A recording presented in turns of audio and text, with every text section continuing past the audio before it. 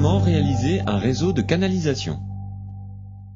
Les canalisations doivent assurer l'évacuation rapide et sans stagnation des eaux usées et des eaux vannes. Une mauvaise exécution pourra avoir des conséquences désastreuses pour votre construction.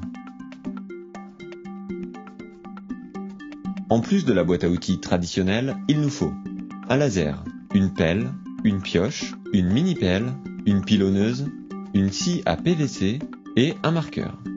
Côté matériaux, on vérifie que tout est bien sur le chantier.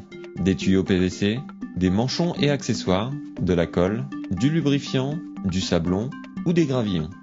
Pour votre sécurité, n'oubliez pas les gants, le casque, les lunettes, les protections auditives et les chaussures de sécurité. Première étape, le tracé des canalisations.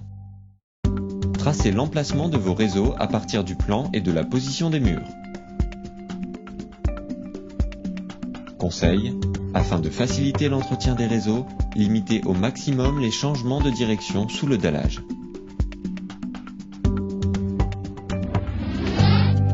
Deuxième étape, le terrassement. Creusez des tranchées d'une largeur adaptée à votre ouvrage et de 30 cm minimum selon le tracé. Réglez le fond de fouille de façon à créer des pentes supérieures à 2%. Attention, vous devez respecter un recouvrement minimum de 15 cm au-dessus de votre canalisation. Déposez une couche de sable ou de gravillon au fond de la tranchée et réglez-la.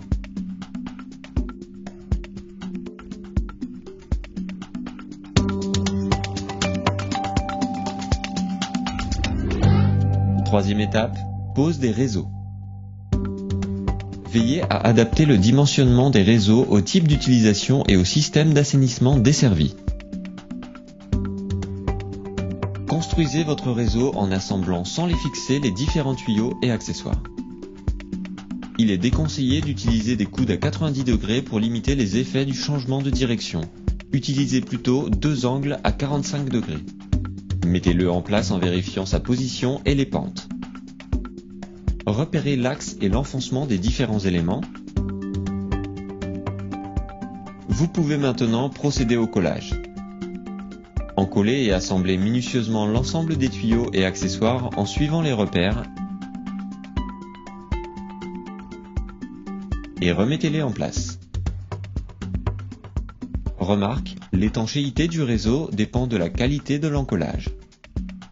Vérifiez que le lit de sable est bien tassé et contrôlez une dernière fois la pente. Couvrez les tuyaux de sable, puis remblayez et compactez la tranchée.